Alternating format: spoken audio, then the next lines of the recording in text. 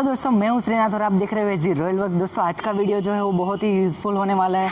आज का वीडियो है हमारा ब्रेक में से जो नॉइज़ आता है इसके बारे में। तो दोस्तों अगर आपके पास डबल डिस्क ब्रेक वाली कोई भी बाइक है तो इस वीडियो को लास्ट तक जरूर देखिएगा। ओल्ड मॉडल स्टैंडर्ड है और आज का वीडियो जो हमारा क्लासिक 350cc गन मेटल जो हमारे पास है इसके बारे में। दोस्तों इसमें जो रियर ब्रेक शू है डिस्क ब्रेक का वो ज़्यादातर ख़राब हो जाता है, इसका प्रॉब्लम ज़्यादातर आता रहता है। तो दोस्तों पहले तो इसका साउंड दिखा देता हूँ, बाद में आपको दिखाता हूँ कि क्या प्रॉब्लम है इसमें। तो दोस्तों इसमें से कुछ ब्रेक में से जो किचर आवाज़ नॉइज़ आ रहा है।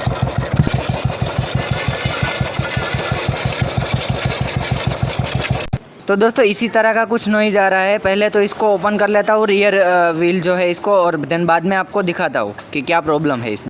तो दोस्तों फाइनली मैंने डिस्क ब्रेक का जो ब्रेक शू है इसको निकाल दिया है। यहीं पे आपको दिखा दूँ इसकी सिचुएशन क्या है अभी। तो दोस्तों आप देख सकते हो पूरा डिस्क ब्रेक जो है वो ख़त्म हो चुका है, पूरा ख़राब हो चुका है। अभी इसके बाहर निकाल के आपको दिखाता हूँ। यहीं पर पूरा अभी लोहा आ चुका है। अभी यहीं पर इसका जो डिस्क ब्रेक रहता है वो पूरा ख़राब हो चुका है। तो दोस्तों नए जो ब्रेक शू रहते हैं वो कुछ इस टाइप के रहते हैं। इसमें जो ये लोहे के ऊपर जो इस तरह का पड़ रहता है ऊपर, वो पूरा यहीं पे घिस चुका है और यहीं पे पूरा लोहा जो है वो आ चुका है। यहीं पे ये जो पार्ट है वो डिस्क ब्रेक की जो डिस्क है उसके साथ टकराता था, तभी इस टाइप का कुछ नॉइज़ आ रहा था। दोस्तों पीछे का जो ब्रेक शू है इसमें सिंगल बूस्ट ही रहता है इस टाइप से कुछ।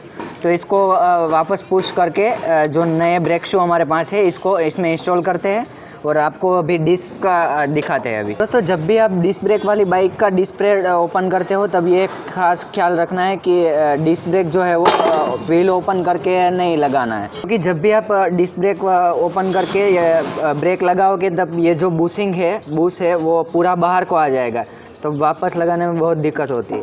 दोस्तों डिस्क ब्रेक ओपन करके ब्रेक नहीं लगाने का, ठीक है। तो दोस्तों मैग व्हील को निकालता हूँ बाहर और आपको डिस्क का व्यू दिखाता हूँ अभी। दोस्तों ब्रेक शू को निकालने के लिए ये वाला जो लॉक है इसको ऐसे ही निकाल लेना है, ऐसे ही प्लेयर की मदद से। इस टाइप का कुछ लॉक रहता है इसमें, बाद में ये पिन आराम से निकल जाएगी ऐसे ही। तो दोस्तों ब्रेक शू की हालत पूरी ख़राब हो चुकी है। आप देख सकते हो यहीं पे पूरा लोहा आ चुका है। यहीं पे ये है पुराने ब्रेक शू और ये है नए ब्रेक शू। आप देख सकते हो कुछ पूरा ख़राब हो चुका है। पे डिस्क भी आपको दिखा दूँ, डिस्क में भी कई सारे स्क्रैच आ चुके हैं यहीं पे। तो दोस्तों ये ऐसा नहीं है कि बुलेट में ही ऐसा प्रॉब्लम आता है, डिस्क ब्रेक वाली जो भी बाइक है इसमें सभी में इस तरह का प्रॉब्लम आता है। दोस्तों ये डिस्क पैड है ना वो तो सस्ते में ही हो जाएगा, बट जब ये डिस्क ख़राब होगी ना तब 3-4 हज़ार लग जाएगा।